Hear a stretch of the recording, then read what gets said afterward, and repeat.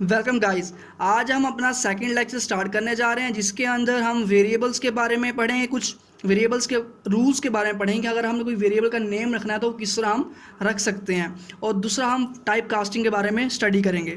चलिए स्टार्ट करते हैं। सबसे पहले हम रूल्स फॉर नेमिंग वेरिएबल्स को अंडरस्टैंड करेंगे।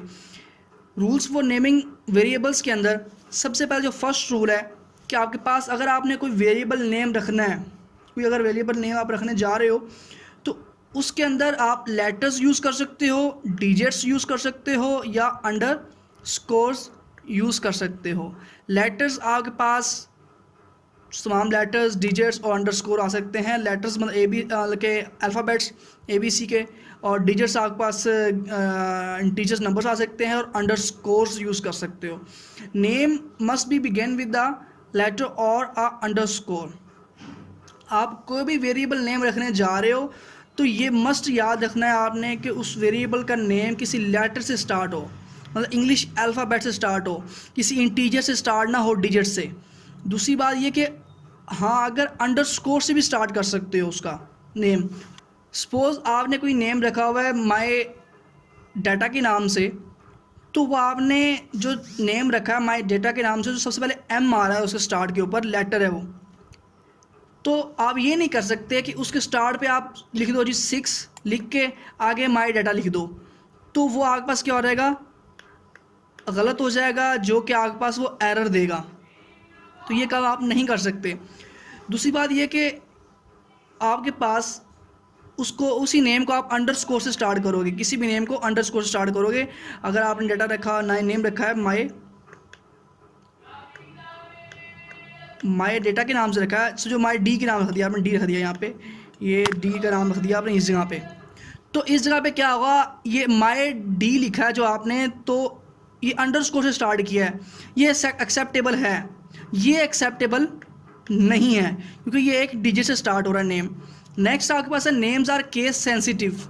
कि नेम क्या होते हैं, केस सेंसिटिव होते हैं। जावा लैंग्वेज बजाय खुद एक केस सेंसिटिव लैंग्वेज है।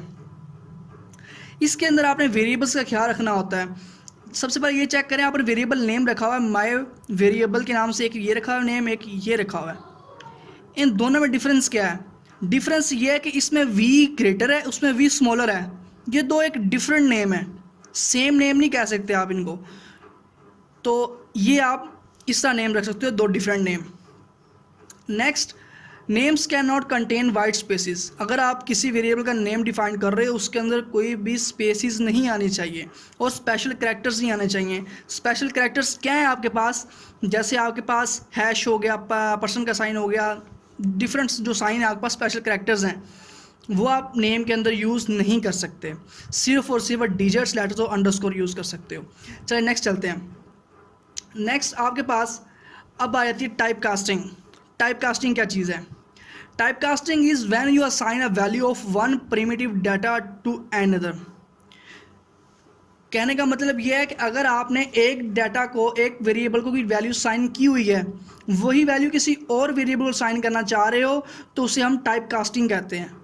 कि एक वैल्यू आपने वेरिएबल की वैल्यू ली, दूसरे में साइन करना चाह रहे हो। आगे हम एग्जांपल पढ़ेंगे, आपको समझ आ जाएगी। इसमें दो तरह की टाइप कास्टिंग होती है। फर्स्ट आपको वाइंडिंग कास्टिंग है। वाइंडिंग कास्टिंग क्या है कि आपने स्मॉलर डाटा टाइप से आपने ग्रेटर में जाना है। सपोज आपके पास एक इंट वेरिएबल पड़ा हुआ है, तो आपने इंट से आगे नेक्स्ट लॉन्ग में जाना है।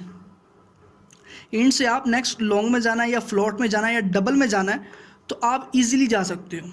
ये वाइंडिंग टाइप कास्टिंग है। स्मॉलर से आप अपर में जा सकते हो। दूसरी बात ये, आप अपर से लोअर में भी आ सकते हो, वो सेकंड इसकी टाइप है, वो स्टडी करते हैं।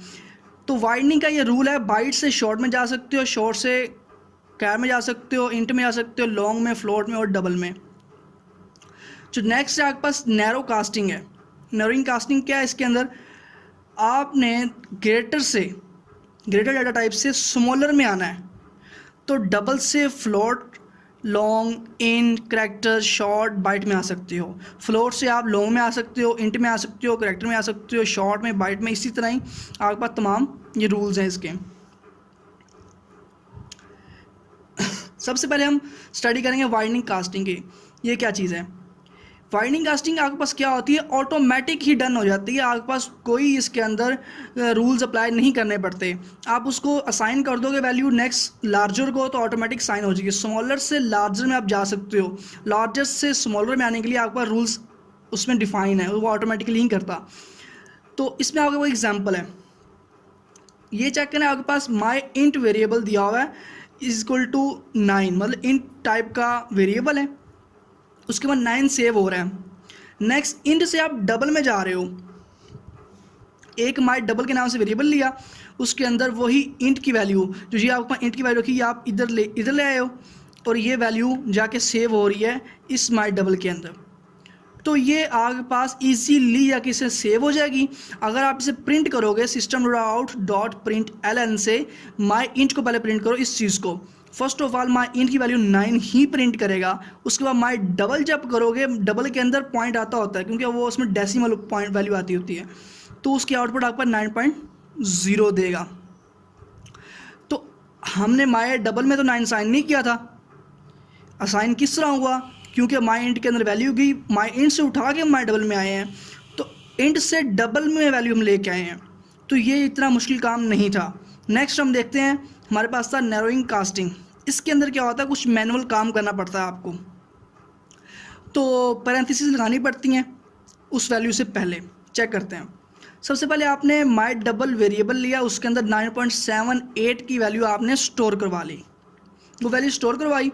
स्टोर करवाने के बाद अब मैं चाह रहा हूँ कि डबल से मैं इंट में जाऊँ, मतलब कि मैंने ग्रेटर डाटा टाइप ले लिया, मैं स्मॉलर में इसको सेव करना चाह रहा हूँ, एक लार्जर वैल्यू को स्मॉलर डाटा टाइप के अंदर मैं कन्वर्ट करना चाह रहा हूँ। तो किस तरह करूँगा मैं, क्योंकि डबल के अंदर पॉइंट आ रहा है, मुझे पॉइंटेबल वैल्यू नहीं चाहिए।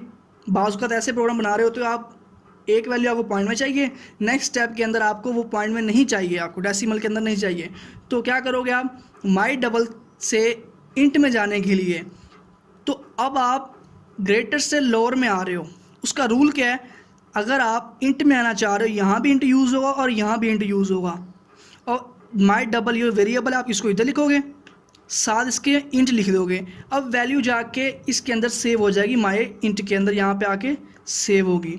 तो यहाँ के अंदर आगे वैल्यू सेव हुई, जो वैल्यू सेव होगी वो 9 होगी, 7 8 को वो करेगा, इग्नोर कर देगा, क्योंकि जो इंटीजर वैल्यू होती है उसके अंदर पॉइंट नहीं आता, आप डबल से इंट में आ रहे हो इसलिए।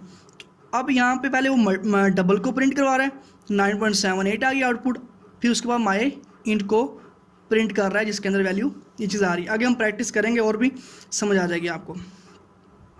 नेक्स्ट हमारे पास है कि ऑपरेटर्स हम जावा के अंदर कौन कौन से और किस तरह यूज़ करते हैं।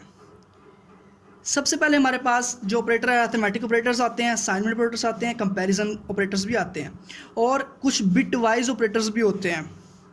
बिट वाइज ऑपरेटर्स को अभी फ़िलहाल आपके लिए इतना ज़रूरी नहीं है, हम आगे जाके स्टडी करेंगे जब हम एडवांस में जाएंगे, अभी फ़िलहाल आपके लिए वो नहीं है। लॉजिकल ऑपरेटर्स भी इसके अंदर होते हैं। सबसे पहले हम पढ़ेंगे अरिथमेटिक ऑपरेटर्स क्या होते हैं। अरिथमेटिक अगर किसी ने, क्योंकि हर बंदे ने तो मैथ पढ़ी हुई है, मैथ पढ़ते ही आ रहे हैं, तो अरिथमेटिक क्या होती हैं, जो जिसके ऊपर मैथमेटिकल ऑपरेशंस हो रहे होते हैं, प्लस माइनस डिवीजन मल्टीप्लिकेशन, ये सारे क्या हैं, अरिथमेटिक ऑपरेशंस हैं। सबसे पहले जो ऑपरेशन है वो प्लस का है। प्लस क्या करता है, आपके पास टू वैल्यूज़ को या जितनी वैल्यूज़ है आप उसको ऐड कर रहा होता है। अगर आप x प्लस वाई करोगे तो आपके पास x प्लस वाई को ऐड करके आंसर आपको मिल जाएगा। ये अरिथमेटिक ऑपरेटर्स हैं। नेक्स्ट आपके पास माइनस का है, ये माइनस की वैल्यू, दो वैल्यूज़ को माइनस करके आपको आंसर देगा। नेक्स्ट स्टैरिक है, स्टैरिक करके आप मल्टीप्लिकेशन करके आपको इसका आंसर मिल जाएगा, मल्टीप्लाई करेगा इनको। फिर डिवीजन का है आपके पास, फिर ये रिमाइंडर का आपके पास मॉडुलस लेता है, जो रिमाइंडर होगा आपको वापस दे देगा। ये आपके पास वैल्यू करता है, आपके पास इंक्रीमेंट करता है 1 का। किसी भी वैल्यू के अंदर आप इंक्रीमेंट करना चाह रहे हो तो प्लस प्लस एक्स करोगे, उसके अंदर ऑटोमेटिक इंक्रीमेंट हो जाएगा एक। डिक्रीमेंट करना चाह रहे हो तो माइनस माइनस एक्स कर दो, तो आपके पास वैल्यूज़ डिक्रीमेंट हो जाएगा। ये एक्स वाई ये आपका वेरिएबल नेम्स हैं, आप जो वेरिएबल नेम्स रखोगे। हम अभी या एंड पे ये पहले हम कॉन्सेप्ट समझ लें, फिर प्रैक्टिस करेंगे। नेक्स्ट हमारे पास आता है कंपैरिजन ऑपरेटर्स। कंपैरिजन क्या होते हैं, ये आपके पास कंट्रोल स्टेटमेंट्स के अंदर यूज़ होंगे जब हम आगे पढ़ेंगे। कंपैरिजन ऑपरेटर्स क्या होते हैं, दो वैल्यूज़ को कंपेयर करने का। कंपेयर ये है कि अगर चेक करना है कि दो वैल्यूज़ आपस में इक्वल हैं या नहीं हैं, तो डबल इक्वल लगा रहे होते हैं उसके अंदर हम। अगर ये चेक करना है हमने कि X not is equal to Y, हम इस तरह इसको पढ़ेंगे, X not is equal to Y. जब तक X not is equal to Y नहीं होता तब तक आपका काम करे वैल्यू, ठीक है। ये आपके पास ग्रेटर देन का साइन है, ये आपके पास लेस देन का साइन है कि X greater than Y, X smaller than Y. आगे नेक्स्ट आपके पास है greater than equal to, X greater भी हो और वाई के इक्वल भी हो। कुछ कंडीशन ऐसी आती हैं आपके पास, वो आगे हम जाके स्टडी कर लेंगे। नेक्स्ट लेस देन और इक्वल टू है, X smaller than and equal to Y है ये चीज़। ये आपके पास है कंपैरिजन ऑपरेटर्स। लॉजिकल ऑपरेटर्स क्या होते हैं,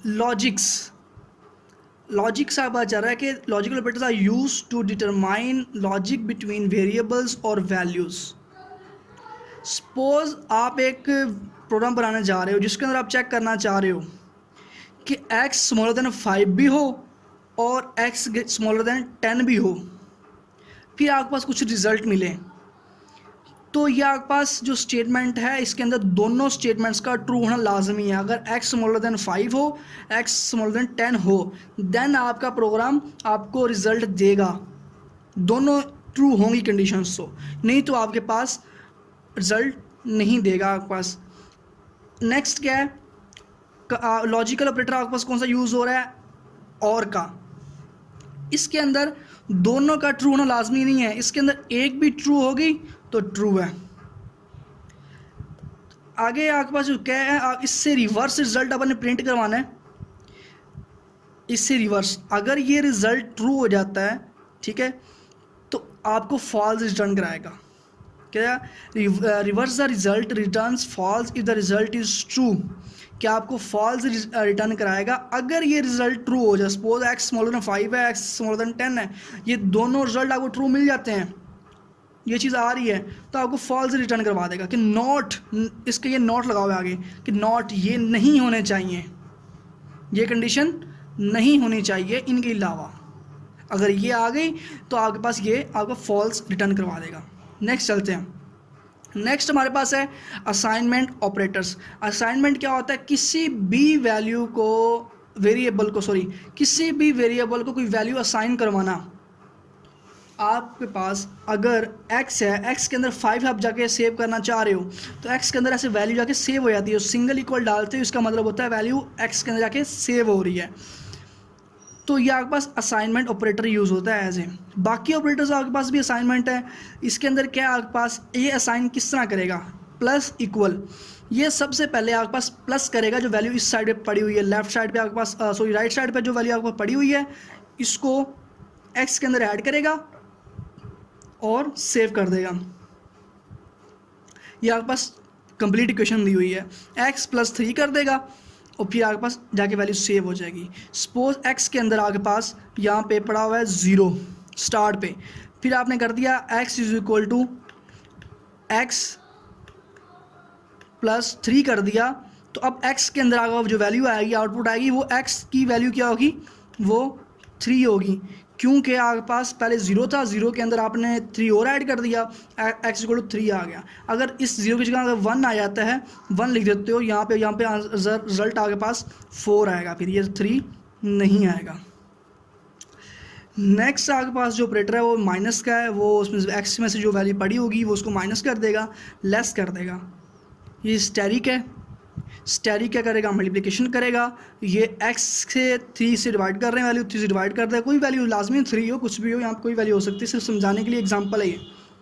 नेक्स्ट आपके पास ये है रिमाइंडर ऑपरेटर है। यहाँ पे आपके पास क्या होगा, आपके पास यहाँ पे जो रिमाइंडर बचेगा, कोई वैल्यू सपोज यहाँ आपके पास 10 है, x की वैल्यू क्या है 10 है, 10 से आप 3 को डिवाइड कर रहे हो तो 3 3 से 9 होता है, नेक्स्ट 1 बच गया, फिर अब मॉडुलस बचता है। यहाँ पे अगर आप डिवाइड करते हो, पॉइंट के अंदर वैल्यू आती है इसकी, लेकिन पॉइंट नहीं देगा आपको, आपको रिमाइंडर देगा। अगर आप इस तरह सपोज आपने क्वेश्चन किए हुए हैं मैथ के, ये 10 है, 10 को 3 से डिवाइड करते हो, 3 3 से 9 आता है, यहाँ पे रिमाइंडर आपके पास क्या बच रहा है 1। यहाँ पे 3 आ रहा है रिजल्ट, यहाँ पे ये वैल्यू आ रही है मेरा 1 आ रहा है, तो ये आपको 1 रिटर्न करेगा। ठीक है, बाकी आपके पास जो नेक्स्ट यूज़ हो रहे हैं ये आपके पास बिट वाइज ऑपरेटर्स हैं नेक्स्ट। अभी फ़िलहाल हम इसको स्टडी नहीं करेंगे, नेक्स्ट जाके स्टडी करेंगे। जो आपके पास मेन है आपके पास ये ऑपरेटर्स हम यूज़ करेंगे। के लिए आज के लिए सिर्फ इतना ही, नेक्स्ट लेक्चर में हम कुछ प्रैक्टिसेस करेंगे। ओके, अल्लाह हाफिज़।